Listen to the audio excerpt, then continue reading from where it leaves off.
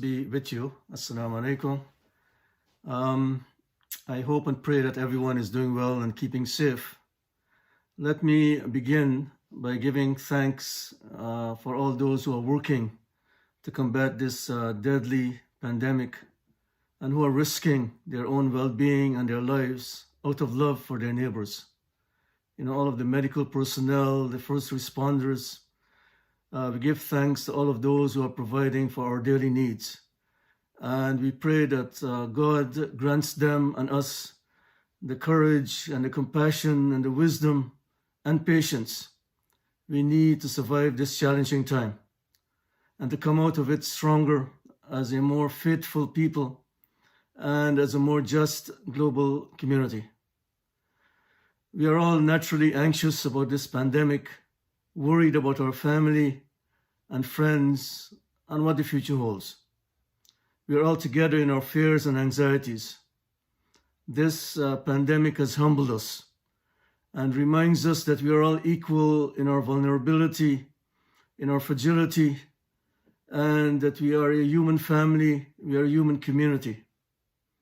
Each one of us, by our individual action, is responsible for mitigating the spread of this virus. Our lives are literally in each other's hands. As such, we are responsible for each other, for taking care of each other. At no other time than now are we being called upon to come together and to support each other. This is a time for human solidarity. It is a time when we need all of us to pull together. A few weeks ago, Canadian religious leaders released a message of hope, gratitude, and solidarity. And I'll quote just a section of it. It says, and I quote, "We draw hope from our religious beliefs, the love of our families, the relationships with friends, and the work we do. For people of faith, this hope takes on a special and unique dimension. Hope brings for everyone a promise of renewal, even in the midst of human suffering. Hope assures us that this affliction too shall pass." End of quote. In the Quran, God says to the Muslims, to the believers, "We will certainly test you with fear and famine, loss of property, life, and possessions." But then God concludes the verse and he offers hope. He says, give good news. Give good news to those who patiently endure, to those who are resilient. They are the ones who will receive God's blessings and mercy. In spite of the present sufferings, which can, seem quite overwhelming, the flames of hope cannot be extinguished. The flames of hope cannot be extinguished. In the Quran, God says that surely with every hardship comes ease. With every hardship comes ease.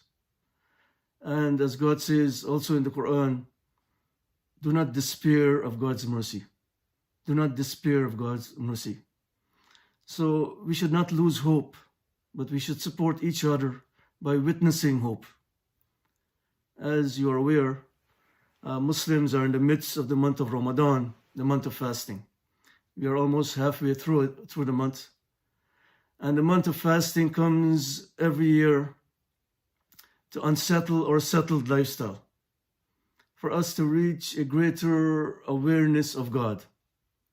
But beyond spiritual renewal, fasting forces us to question the way we live, the way we relate to wealth and consumption, and it develops empathy and caring for the less fortunate and for the less privileged. This pandemic has also unsettled the settled lifestyle of the world. It has pulled away the veil on the life that we are living, which has increasingly been defined by the rule, do unto others before they do unto you. This pandemic is forcing us to return to the golden rule. Do unto others as you would have them do unto you. In the Islamic tradition, This rule is found in a prophetic tradition in a saying of the Prophet Muhammad, peace be on him, when he says that none of you will have faith until he loves for others what he loves for himself. And the use of the word love is interesting. According to this prophetic tradition, our empathy and acting is to be grounded in love. Love for others what we love for ourselves. And this requires from us placing ourselves in the shoes of the others. This sort of active, imaginative process is referred to in a parable by the Prophet Muhammad. He says that the parable of the believers with respect to their love, mercy, and compassion for one another is like that of the human body. If one of its limbs is hurting, the remainder of the body is afflicted by sleeplessness and fever. Love for others gives life its fullest meaning. Love is an important aspect in empathy, in caring, and in righteous living. In the Quran, God says that you will not achieve piety or goodness until you give of what you love. Love for others what we love for ourselves. Give and share with others. Help those in need. These universal themes run through all faiths. And today we are seeing exceptional acts of kindness in our community, in our city, in Regent Park, as people come together to support each other.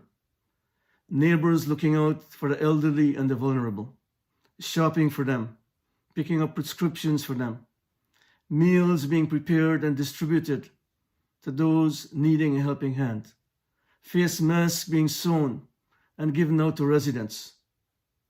Within the Muslim community, in this month of Ramadan, there has been a great outpouring of giving and generosity, as daily packaged meals are being handed out on the streets and in mosques. And the yearly charity, the zakat, is being distributed to those in need. Such acts of kindness help us find hope in these times. It brings us closer in spirit, despite being physically distant.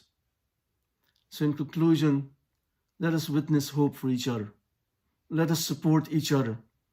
Let us become beacons of light during these uncertain times. And let love spread quicker than this virus. We ask for compassion for the suffering that surrounds us, and we pray for healing and perseverance in these challenging times. Thank you. I leave you in peace. Assalam.